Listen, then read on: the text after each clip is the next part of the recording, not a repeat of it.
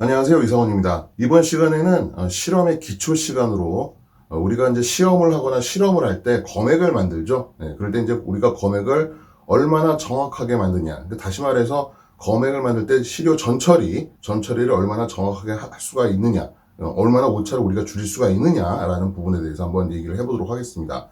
근데 그 중에서도 이제 우리가 흔히 간과할 수 있는 얘기를 제가 좀 할 건데요. 검액을 만든다라고 하는 게 단순하게 시료를 어떤 용매에다 녹여서 만드는 용해인지 아니면은 시료 안에 어떤 우리가 분석하려고 하는 분석 대상 물질 이외에도 다른 임퓨리티 중에 녹지 않는 것들이 있어서 우리가 추출을 해야 되는 경우인지를 시험자 스스로가 좀 인지를 할 필요가 있다라는 거죠. 자, 샘플이라고 하는 게 보통 있고요. 샘플을 우리가 이제 이런 볼ю메트릭 플라스크에다가 무게를 달아서 집어넣죠. 뭐 예를 들어서 이게 100ml짜리 볼유메트릭 플라스크다라고 한번 가정을 해봅시다. 자, 그러면은 우리가 분석하려고 하는 샘플이라고 하는 것은 이 안에 이제 뭐가 들어있습니까? 우리가 분석하려고 하는 분석 대상 물질이 들어있겠죠. 애널라이트라고 할 수 있는 분석 대상 물질이 들어있고요. 요거는 우리가 검액을 만들 때 사용하는 용매에 녹아야죠. 당연히 솔루블 할 겁니다. 용매에 솔루블하다. 자, 그 다음에 샘플에는요. 분석 대상 물질 이외에도 나머지 뭐가 있습니까? 뭐 매트릭스 성분이 들어있을 수가 있죠. 자, 그러면 물론 뭐 매트릭스에는 임퓨리티도 있고요. 그죠? 아니면은 이제 그 샘플을 구성하는 필요한 그 샘플에 필요한 물질이 들어있을 수도 있고요. 자, 그럼 이 매트릭스에는 또 마찬가지로 솔루블한 물질이 있을 수가 있고요. 인솔루블한 물질이 있을 수가 있겠죠. 그러면은 단순하게 우리가 검액을 만들 때 예를 들어서 애널라이트가 됐던 매트릭스가 됐던 둘 다 솔루블하다 라고 한다면 요것들을 볼유메트릭 플라스크에 넣어가지고 용매에 녹여서 만약에 표성까지 맞춘다, 부피를 맞춘다 라고 한다면 그거는 뭐가 되는 거예요? 용해가 되는 겁니다. 그렇겠죠? 네. 그런데 만약에 여기에 뭐 인솔루블한 것들이 들어있다. 그리고 인솔루블한 어떤 물질 사이사이에 아니면 그쪽 안쪽에 우리가 분석하려고 하는 분석 대상 물질이 들어있다. 그럼 용매를 이용해서 우리가 녹여서 빼내야 되는 거죠. 그걸 우리가 이제 추출이라고 볼 수 있는 겁니다. 그러니까 우리가 다루는 샘플마다 내가 지금 하는 행위가 용해라고 볼 수 있는지 혹은 추출이라고 볼 수 있는지를 스스로가 알고 있어야 돼요. 왜 이게 중요하냐면요. 자, 샘플을 무게를 달아가지고 정확하게 무게를 달아서 보통 볼유메트릭 플라스크에 이제 많이 넣죠.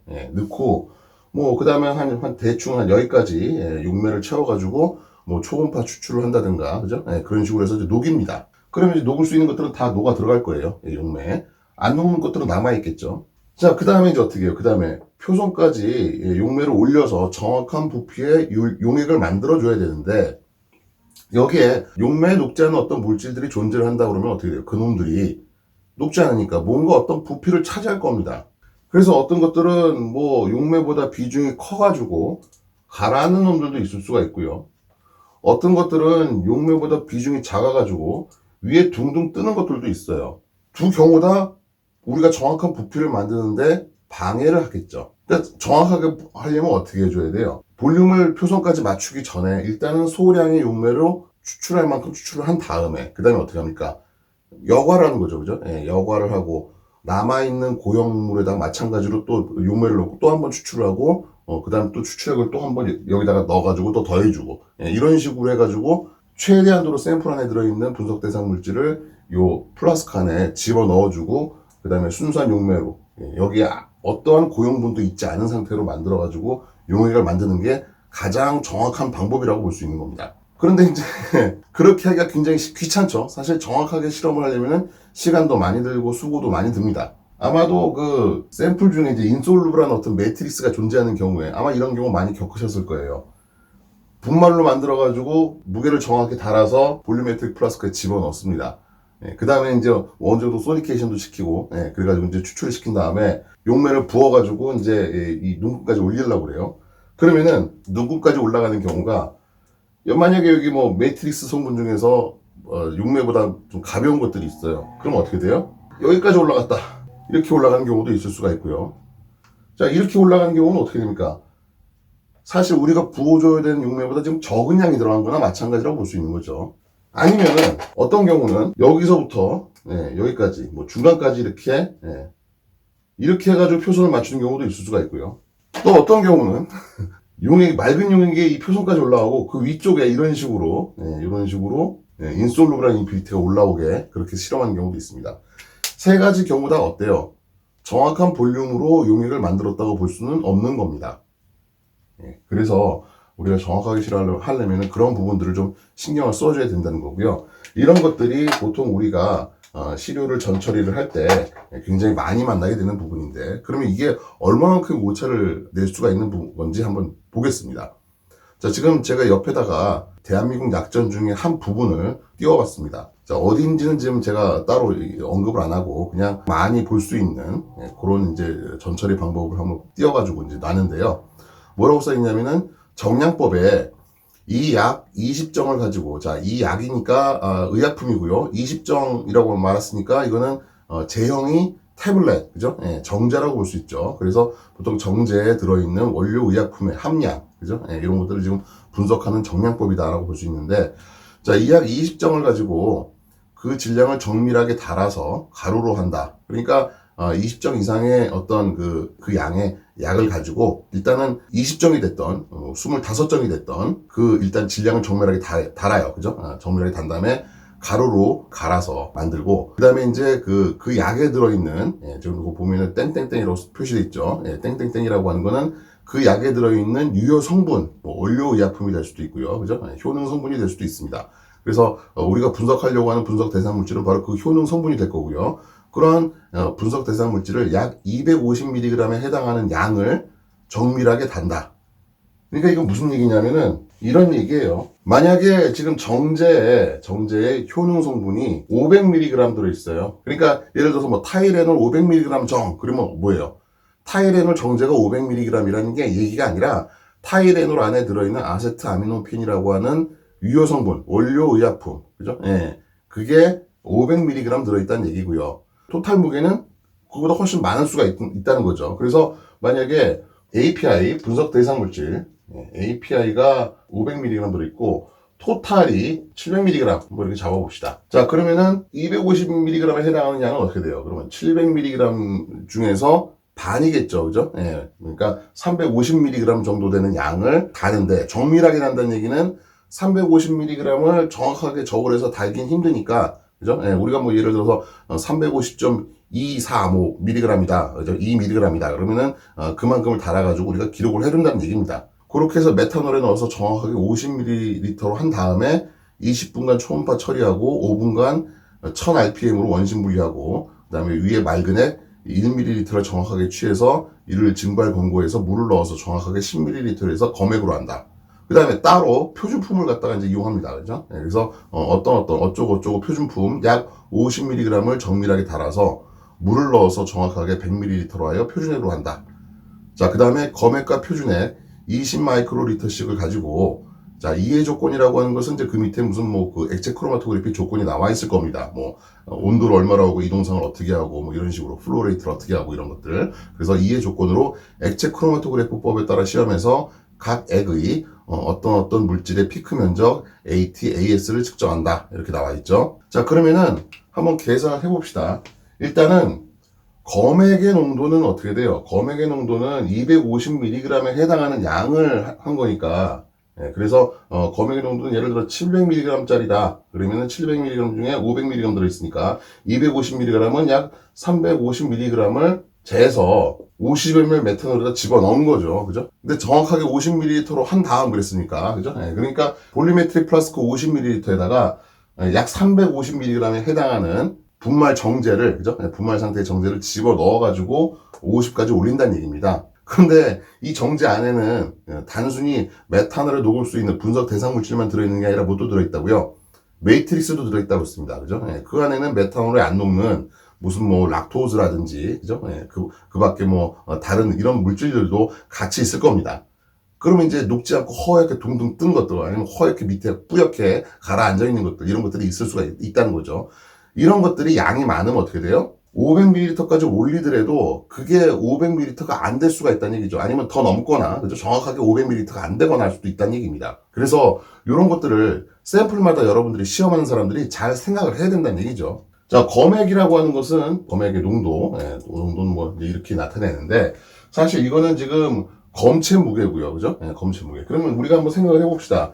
검액에 들어있는 분석 대상 물질의 농도가 대충 뭐 어떻게 되는지 한번 보겠습니다. 그러면은 샘플 솔루션 안에 들어있는 분석 대상 물질의 농도를 한번 생각을 해보면은 예를 들어서 250mg에 해당하는 양이니까 250mg 넣었다 생각을 하고 그 다음에 이걸 메탄올 50에다가 하고 20분간 초음파 처리, 소니케이션 시킨 다음에 원심 분리해서 위에 맑은 액 1ml를 떠다가 어떻게 해요? 증발 검고한 다음에 물을 10ml를 넣었어요. 그죠? 그러니까 메탄올 용매를 물로 치환한 겁니다. 그죠? 치환을 하면서 한번 희석을 한 거예요. 그죠? 그래서 10배 희석한 거죠. 이런 식으로. 자, 그러면 검액에 들어있는 분석 대상 물질의 농도. 아까 전에 제가 CT라고 하는 거는 뭐라고 그랬습니까? 이거는 검액 안에 들어있는 검체 농도예요. 그죠? 요거는 지금 검체 농도입니다.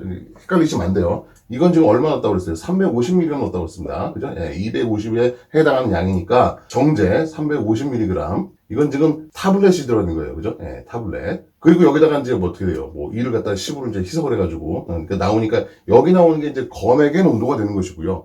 이거는 검액 안에 들어있는 분석 대상 물질의 농도를 구하려고 하는 거예요. 지금. 자, 그래서 이렇게 구하면 이제 얼마 나와요? 뭐 없어지고, 그죠?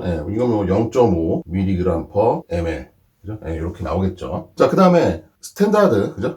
표준액을 마찬가지로 만들었대요. 그래서 표준액, 스탠다드 솔루션에 들어있는 분석 대상 물질의 농도를 한번 보겠습니다. 그러면 이 경우는 이제 뭐 어떻게 돼요? 50mg 넣고요. 그죠? 그 다음에 물로 정확하게 100ml를 했다고 그랬습니다. 그러니까 여기서는 지금 물에 완전히 녹는 원료의약품, 그죠? 분석 대상 물질을 넣어가지고 만든 거예요. 그러니까 이때는 지금 어떻게 돼요? 표선의 위쪽에 둥둥 뜰 수 있는 어떤 그런 것들이 이제 없다는 얘기죠. 정확한 볼륨을 만들 수 있다는 얘기죠. 여기서는 정확한 볼륨을 만들기가 좀 힘들 수가 있어요. 그러니까 거기서 뭐가 생겨요? 오차가 생길 수가 있다는 얘기죠. 자, 그래서 이걸 갖다가 이제 하니까 이것도 어떻게 돼요? 이것도 똑같이 0.5 mg/ml. 그죠? 그러니까 검액에 들어있거나 표준액에 들어있거나 어차피 그 안에 들어있는 분석 대상 물질의 농도는 거의 비슷하게 지금 맞춰진 상태입니다. 근데 중요한 건 뭐예요? 이제 여기서 우리가 정확한 부피를 만들어주지 않으면은 오차가 생길 수가 있다라는 거죠. 예를 들어서 이 안에 들어있는 그러니까 여기 지금 보면은 인솔루블한 어떤 것들이 그죠? 인솔루블한 매트릭스 성분들이 들어있어가지고 그게 용액 안에서 부피를 차지했어요. 그래서 만약에 표선까지 정확하게 50ml라고 올렸지만은 사실은 49.5ml까지밖에 안 올렸어요. 자, 그러면 이제 이 값이 어떻게 변할까요? 자, 여기다 49.5ml를 넣어서 똑같이 계산을 하게 되면은 이 값이 얼마나 되면 0.505mg/ml가 나옵니다. 그러면 이게 뭐예요? 우리가 분석하려고 하는 분석 대상 물질을 지금 얼마나 더 넣은 겁니까? 약 1% 정도 증가한 겁니다. 이 얘기는 무슨 얘기냐면은 우리가 측정한 값이 100이다. 그러면은 사실은 100이 아니라 99였다. 라는 얘기랑 똑같은 거예요. 물론 샘플 안에 그죠? 요 정제 안에 어떤 정제인지 모르지만 그 정제 안에 들어있는 매트릭스 성분이 API 분석 대상 물질 이외의 나머지 것들이 차지하는 양이 얼마 안 될 수도 있고요. 아니면 많더라도 이런 것들이 우리가 여기서 처음에 메탄올에도 녹였을 때 메탄올을 잘 녹는 성분이었다라고 한다면은 이런 오차가 그렇게 커지지 않겠죠. 그런데 분석 대상 물질 이외에 매트릭스 성분이 많이 들어있는 어떤 정제라든지 샘플이라든지 아니면은 그 매트릭스 성분들이 굉장히 인솔루블해서 우리가 검액을 만들 때 그 안에서 녹지 않고 어떤 부피를 차지하고 있다라고 한다면은 점점 이 오차는 커질 겁니다. 그래서 여러분들이 단순하게 지금 보면은 대한민국 약전에 써 있는 대로 우리는 할 뿐이에요. 그쵸? 근데 대한민국 약전에는 정확하게 50ml로 했다라는 얘기는 결국 50ml짜리 볼륨메트릭 플라스크에다 집어넣어가지고 볼륨을 50까지 올리라라는 얘기인데 그거 왜 그 안에 들어있는 어떤 오차가 생길 수 있는 어떤 자세한 부분에 대해서는 설명을 안 해주고 있죠. 그러면 이제 우리는 알아서 오차가 생길 수 있는 이런 부분들. 그러니까 이런 부분에서 이제 굉장히 오차가 많이 생길 수가 있다라는 부분을 염두에 두시고요. 용해 이외에도 뭐 다른 추출이라든지 증발이라든지 그죠? 이런 것들도 여러분들이 하나하나 따져보시면서 만약에 여기서 내가 50이라고 맞췄지만은 그게 안 되었을 때는 어떡할까? 내가 무게를 얼마를 쟀지만 무게가 그만큼이 안 되거나 더 올라갔거나 하면 어떨까? 이런 것들을 한번 미리 시뮬레이션을 해보시면은 그럼 그런 조작들이 차지하는 오차들이 얼마나 있을지를 우리가 생각을 할 수가 있습니다. 그래서 오늘은 실험의 굉장히 기초적인 부분이죠. 예, 기초적인 부분이지만 간과하고 넘어갈 수 있는 사항들에 대해서 한번 말씀을 드려봤습니다.